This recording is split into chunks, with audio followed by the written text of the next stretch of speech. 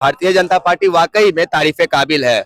जिस देश को कांग्रेस ने 70 सालों में नहीं बेचा, उसे 11 साल में बेच दिया। सतमा फेल, हाफी डिफिट वाला। हाँ, तो अब तय कर लीजिए कि जो इंसान एफी डिफिट को हाफी डिफिट बोल रहा है, पेनल्टी को पलेंटी बोल रहा है, पीएफसी नाम का कोर्स करके आया है, वो आपको और हमको रोजगार दे सकता है क्या? यार मैं बोल रहा हूँ, आप फंस दे रहे हो भाई। मैं भारतीय जनता पार्टी का इसलिए समर्थक हूं कि लूटा भी तो बड़ा शिद्दत से लूटा, और इतना जल्दी लूटा जितना कोई कल्पना तक नहीं किया था। सलाम आदाब, आप देख रहे हैं जूम इंडिया। मैं हूं शमी अनवर। इस वक्त हमारे साथ आप फ्रेम में जिस शख्सियत को देख रहे हैं, एक ऐसे जर्नलिस्ट है जिन्होंने हमेशा खुलकर किसी भी मुद्दे पे एक बेबाकी से अपनी बात रखी है, चाहे वो गलत हो सही हो, हर मुद्दे पे। और इस वक्त हमारे साथ हमारी मुलाकात होगी। बहुत बहुत शुक्रिया आपका टाइम देने के लिए। बहुत बहुत धन्यवाद मेरे भाई। इंडिया जोन के सभी दर्शकों को मेरा प्रणाम है। अच्छा, मैं अब सबसे पहले यही का मुद्दा ले रहे, चुनाव के बारे में क्या सोच रहे हैं सरकार को लेकर अभी जो कुछ हो रहा है? देखिए, सरकार को लेकर हम तो नहीं सोच रहे हैं, लेकिन आम जनता जो है वो बदलाव की ओर अपनी कदम बढ़ा चुकी है। वो सोच रहे हैं कि जो 20 साल से लगातार हम लोग फेस कर रहे हैं, उसको शायद चेंज करने का जरूरत है। और मेरा भी यही मानना है कि एक सच्चे लोकतंत्र में अगर आप अपने राज्य और देश को बहुत मजबूत करना जानते हैं या चाहते हैं, तो आपको हर 5 साल के बाद अपना चेहरा बदल देना चाहिए। लग रहा है जिस तरह से लोग तेजस्वी यादव से एक उम्मीद ये कर रहे हैं कि नौजवान है, युवा है, जब वो हुकूमत सत्ता में आएंगे तो बहुत सारी चीजों को बदलेंगे। लेकिन उनके जो अब्बू का कार्यकाल था उस पे लोग वो चीज भी है, दोनों चीज। तो आपको क्या लग रहा है इस बीच में कुछ हो सकता है? उम्मीद नहीं है तेजस्वी से। तेजस्वी तो बदल चुके ना। तेजस्वी तो बदलाव की ओर लेके चले गए बिहार को। कैसे लेके गए हैं हम बताते हैं। अभी अगर तेजस्वी यादव बिहार में रोजगार की बात नहीं की होते, नौकरी की बात नहीं किए होते, तो आप और हम धर्म और जाति पे डिबेट कर रहे होते, धर्म और जाति पे बात कर रहे होते।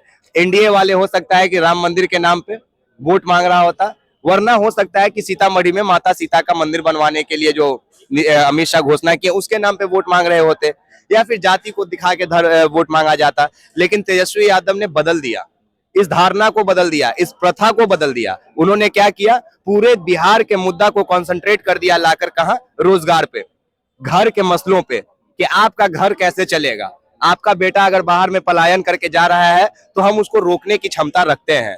अगर कोई बाहर से वोट देने नहीं आ पाता था चुनाव के वक्त में, तब तेजस्वी यादव ने एक प्रेस कॉन्फ्रेंस किया और बोल दिया कि हम 20 दिन के अंदर एक अधिनियम बना देंगे, सरकार बनी तो, और हम हर घर में ऐसे लोगों को नौकरी दे देंगे जिसके परिवार में एक भी नौकरी नहीं करने वाले हैं। तो ये अपने आप में एक बदलाव है। तेजस्वी यादव और कोई भी नेता बदलाव के लिए उसको कुछ बनने का जरूरत नहीं होता है, वो बदलाव कभी भी कर सकते हैं, जिसका उदाहरण तेजस्वी यादव ने सेट कर दिया। अब जो आप बात कर रहे थे कि अब्बू के ऊपर, यानी कि लालू प्रसाद यादव जी के ऊपर, जो आप अभी आईआरसीटीसी वाले मामला पे शायद आप आना चाह रहे थे, तो ये कोई मामला या मसला नहीं है। यह एक्चुअल में माननीय न्यायालय के द्वारा एक भारतीय जनता पार्टी या एनडीए कह लीजिए, उसको एक नया मुद्दा दिया गया है, मंचों पे से खड़े होकर लालू यादव के परिवार के ऊपर लांछन लगाने के लिए, बिहार के ये रोजगार वाले मुद्दे को डाइवर्ट करने के लिए। क्यों? क्योंकि कल तक जब आप तेजस्वी यादव को चारा चोर कहते थे, तो अब जनता जवाब देने लग गई कि चारा चोरी तो असल में जगन्नाथ मिश्रा ने किया था। फिर लालू प्रसाद यादव क्यों, जिसने निष्पक्ष जांच की मांग किया हो, वही दोषी कैसे हो गया? अब ये जनता बोलने लगी थी। अब अगर 9वीं फेल पे बात आ रही थी, तो अब भारतीय जनता पार्टी से लोग ये पूछ दे रहे थे, फिर आप 7वीं फेल को क्यों बैठाए हुए हैं अपने पास? आप अनपढ़ से चाय बेचने वाले को क्यों दिए हुए हैं उसके हाथ में देश? अब उनके पास मुद्दा नहीं था, तो अब माननीय न्यायालय ने एक मुद्दा देने का काम कर दिया। और ये माननीय न्यायालय कौन है और किसके इशारों पे काम करते हैं, इसको अगर आपको देखना है तो सीधा सीधा देख लीजिए कि कैसे भरी अदालत में जज के ऊपर जूता फेंका जाता है और सत्ता पक्ष के लोग एकदम से मौन धारण कर लेते हैं, मौन रह जाते हैं। ये क्या इशारा करता है कि ये सारा तंत्र आपका है, ये सारा एडमिनिस्ट्रेशन आपका है, न्यायपालिका आपका है, आप इसको जब चाहे जैसे चाहे तोड़ मरोड़ के आप इस्तेमाल करें। वरना अभी चुनाव का मौसम चल रहा है, जहां अभी 6 नवंबर 11 नवंबर को चुनाव होना है। वैसे में आज न्यायालय के द्वारा यह कहा जाता है कि हमने आईआरसीटीसी के मामले में टेंडर घोटाला में हमने केस दर्ज कर लिया है। क्यों भाई? अगर टेंडर घोटाला को अगर ध्यान में रखते हुए केस दर्ज होने लगे, तो इस पूरे देश का एक मुखिया, एक वार्ड सदस्य ऐसा नहीं बचेगा जिसपे केस नहीं होगा। कौन नेता कमीशन पे टेंडर नहीं देता है? किसके ऊपर कार्रवाई नहीं होनी चाहिए? फिर लालू प्रसाद यादव और तेजस्वी यादव ही अभी वर्तमान स्थिति में क्यों उलझ गए इस चीजों से, ये अब जनता को साफ साफ दिख रहा है। अच्छा सर, ये तो खैर राजनीति की बात हो गई। जैसे हम जैसे जर्नलिस्ट जब बिहार की बात करते थे, एक चीज को लेकर हमेशा दिल में ये डाउट रहता है कि बिहार के जो सिस्टम है, चाहे एजुकेशन हो, हेल्थ हो, इस सब सिस्टम में कोई भी पार्टी हो, क्योंकि ये सवाल मैं आपसे इसलिए कर रहा हूँ कि एक जर्नलिस्ट है, आप कोई नेता नहीं है कि इसमें अभाव में कुछ बोल देंगे। ये सिस्टम कभी कोई भी पार्टी आके सुधार सकती है क्या? ऐसा मुमकिन है क्या? मुमकिन है, कैसे? एकदम मुमकिन है। इसके लिए आपको मेहनत करना होगा, योजनाओं को पेपर तक सीमित ना रख के धरातल पे उतारने का आवश्यकता पड़ेगा। अब जैसे तेजस्वी यादव ने बोल दिया कि हम 20 ये हर परिवार को 20 दिन में नौकरी देंगे, तो जरूर उनके पास एक बेहतर प्लान होगा। आपको पता है कि बिहार के कितने कारखानों को बंद किया जा चुका है। एक कारखानों को चालू कर देंगे, 10,000 लोगों को रोजगार ऐसे ही मिल जाएगा, नौकरी ऐसे ही मिल जाएगा। एक स्कूल में जब आप जाते हैं, तो आप हो या हम हो, जब माइक लेकर जाते हैं तो हम टीचर से ये पूछते हैं कि आप कितने बजे आए हैं, कितने बजे गई हैं। लेकिन क्या कोई ये सवाल करता है कि इसमें जो घंटी बजाने वाला है वो प्यून है कि नहीं है? नहीं है, वो जीविका बहनों के हवाले है। जीविका बहन का काम तो खाना बनाना है ना, उसका काम घंटी बजाना थोड़े है। तो जितने स्कूल है उसमें एक एक प्यून का भी तो भर्ती होगा, उसको भी तो नौकरी कहते हैं। जितने भी सरकारी स्कूल है, आज कितने सरकारी स्कूल में लैब का व्यवस्था है? अगर एक स्कूल में, एक 10th के स्कूल में, 12 के कॉलेज में अगर आप लैब दे देते हैं, तो एक स्कूल में 2 लैब तो कंपलसरी है, केमिस्ट्री लैब और बायोलॉजी लैब, फिजिक्स लैब होता है। तीनों अगर दे देंगे तो 3 तो आपको लैब के इंस्ट्रक्टर चाहिए, 3 उनके हेल्पर चाहिए और 3 उनके असिस्टेंट लैब इंचार्ज चाहिए। 6 लोगों को एक बार में आप नौकरी दे रहे हैं, एक 10th और 12 के स्कूल में 2 प्रयोगशाला लाकर। तो कहाँ नौकरी नहीं है? पहले आप देखते होंगे कि जब आप सड़कों पे चलते होंगे तो नहर देखते होंगे, नहर के पास फाटक लगा हुआ रहता है। वो फाटक का इस्तेमाल क्या रहता है कि जब नदियों में पानी ज्यादा हो जाए तो नहर के रास्ते उसको रिलीज किया जाए, या जब खेती में सिंचाई के वक्त जितना पानी का जरूरत हो उतना पानी देके फाटक को बंद कर दिया जाए। आपको शायद पता है कि नहीं, लेकिन पहले वो लोग भी सरकारी नौकरी पे होते थे, एक के पास 10-10 फाटकों की जिम्मेदारी होती थी। आज भी जब आप गांव में जाएंगे तो आपको कई ऐसे लोग मिल जाएंगे जो सिंचाई विभाग में इस पद पे कार्य कर चुके होंगे, आप जाके पता कर लीजिएगा। वहां आप नौकरी दे सकते हैं कि नहीं दे सकते हैं? तो कहाँ नौकरी नहीं है? आज जो अमीनों की लगातार हड़ताल आप देख रहे थे, अभी 15 दिन 20 दिन पहले तक भारतीय जनता पार्टी के कार्यालय को घेर रखा था उन लोगों ने, और वो सब बीटेक और डिप्लोमा किए हुए छात्र थे जो आज अमीन का काम कर रहे हैं, जमीन नापी का काम कर रहे हैं। वो सबको सरकारी कर दीजिए, वो सबको सरकारी कर दीजिए। तो सरकारी नौकरी है तो हजारों हजार नौकरी है, करोड़ों करोड़ है, देने के लिए क्षमता और ईमान चाहिए। अच्छा सर, एक चीज ये भी होता है कि जब इन सारी चीजों को जब एक्सपोज किया जाता है, क्योंकि आपका चैनल भी वही है, तो भाजपा वाले एक सवाल करते हैं कि भाई हमने कुछ तो अच्छा किया होगा। आप हमेशा किसी भी, हमें अच्छी चीजों पर कभी आपने तारीफ नहीं की, गलत चीजों को हमेशा लेकर बहुत अच्छा काम एक ने किया है। भारतीय जनता पार्टी वाकई में तारीफे काबिल है।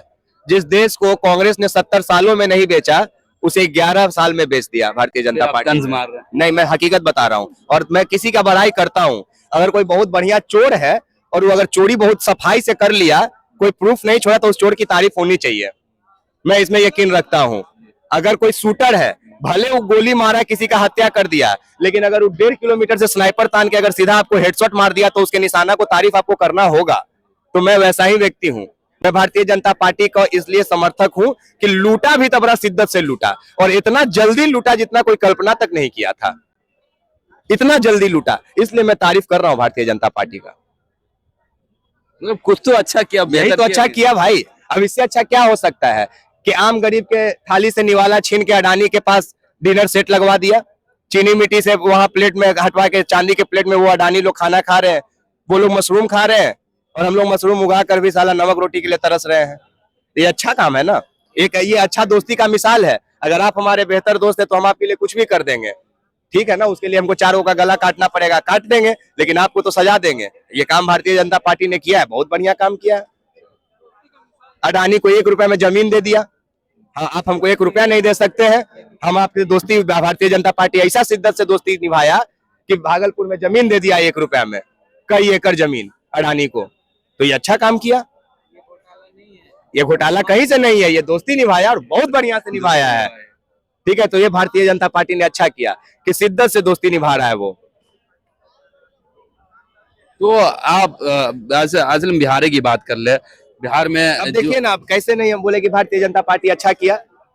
धर्म का नाम लेता है भारतीय जनता पार्टी, धार्मिक बनाता है। अब धर्म के नाम पे इस देश में जज के ऊपर जूता फेंका जा रहा है, लेकिन उस वकील के ऊपर कुछ नहीं हुआ। कितना बढ़िया काम किया बीजेपी, धर्म को प्राथमिकता दिया कि नहीं दिया? धर्म को प्राथमिकता, तो ये जज पे जूता, धर्म पे बात किया, धर्म को बढ़ावा दिया, तभी तो आज एक जज के ऊपर जूता फेंक दिया और उसके ऊपर कोई कार्रवाई नहीं हुई।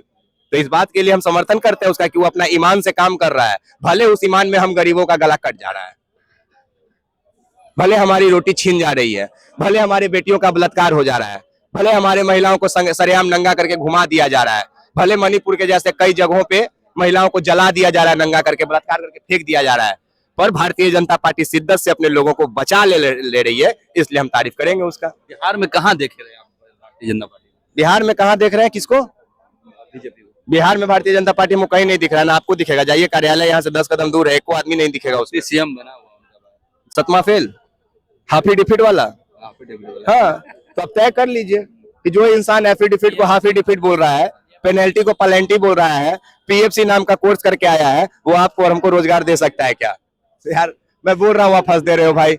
मैं तो बढ़िया बात बोल रहा हूँ ना, मैं तो बढ़िया बात बोल रहा हूँ कि मैं तो बोल रहा हूँ कि हमने ऐसा मुरेठा बहुत ज्यादा दिन बांध लिए हैं, तो हाफ हो गए थोड़े से, इसलिए एफी डिफिट को हाफी डिफिट बता दे रहे हैं। नस जाम हो गया है ना सम्राट चौधरी जी का। तो इन लोगों को क्या दिखता है भाई? सम्राट चौधरी पे इतना पुराना केस है, भला इसका क्या बोला अपराध का, उसके बावजूद इन लोग को इस तरह का पद दिया जाता है, क्या लगता है? तो मैं इसीलिए तो तारीफ कर रहा हूँ भारतीय जनता पार्टी का। आप राजद के कार्यालय में बैठे हैं ना, आप यकीन मानिए, आप यहाँ पे लाके बम पटक दीजिए, 10-15 आदमी मर जाएगा, आप अगला बार में उप मुख्यमंत्री चाहे मुख्यमंत्री बन जाएंगे। बीजेपी मैं भले ये कड़वा बात है, पर ये हकीकत है भाई। ये जो अभी देश में हो रहा है ना, ये एकदम 100% सही बात है कि अगर आप, यार नाथूराम गोडसे को आज पूज रहा है ना लोग, गांधी को जिसने गोली मारा आज वो लोग उसको पूज रहे हैं ना। आरएसएस इस देश में क्या किया, दंगा भड़काने के अलावा आज उसको सम्मानित किया जा रहा है ना, लाल किले से प्रधानमंत्री उसका नाम ले रहा है। तो आप और हम कैसे ये मान ले कि हम यहाँ बम पटक देंगे, हम 10 गो राजद वाला को मार देंगे तो हमको भारतीय जनता पार्टी कल के डेट में सम्मान नहीं देगा? एकदम देगा, हम दावे के साथ कह रहे हैं।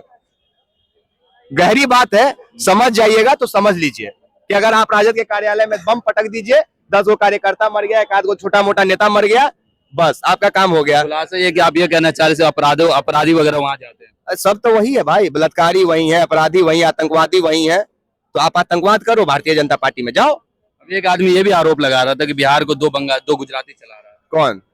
कोई कह रहे थे। तो चलाइए रहा है, इसमें हकीकत क्या है, बुरा क्या है इसमें? एक रंगा एक बिल्ला। अभी जेडीयू तो जिंदा है ना भाई? कहाँ जिंदा है, कहाँ जिंदा जदयू? उनके इतने बड़े बड़े नेता सब जिंदा अभी, सब भाग रहा है इधर आप उधर, यही मानते क्या? बीजेपी खत्म हो चुका है, खत्म है। खत्म हो चुका है। चलिए ठीक है, बहुत शुक्रिया सर, बहुत शुक्रिया।